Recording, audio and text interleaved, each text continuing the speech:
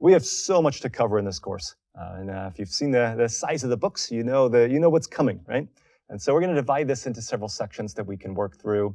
The first section will be this idea of kind of what we call the advanced incident response, threat hunting. This is going to give us some background related to incident response, threat intelligence, give us hacking 101 components, and really get us started in our investigation.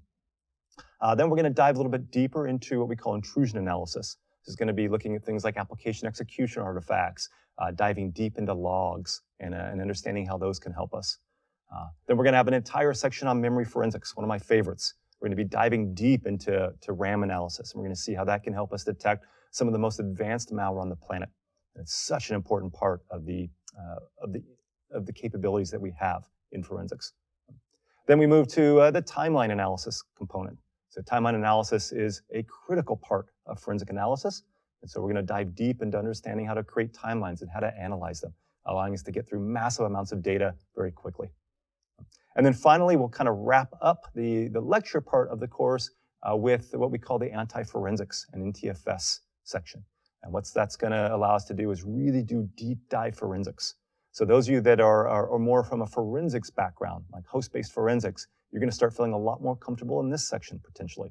It's going to be introducing advanced concepts to defeat some of the anti-forensic techniques that we have out there when we have advanced adversaries actively trying to hide their actions from us. And so we'll be able to bring in some really deep dive forensics in that section. And then finally, you'll notice section 6 is what we call the Enterprise Incident Response and Hunting Challenge. This potentially could be the best part of the course. So it's going to be taking everything that we learned through the previous 5 sections and doing it again.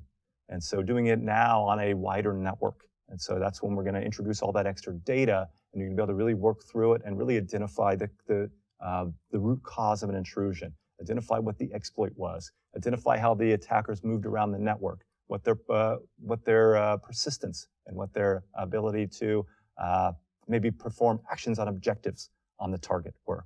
So you'll be able to do a very deep dive and really see how a true incident response investigation goes. And so that'll be in our final section of the course.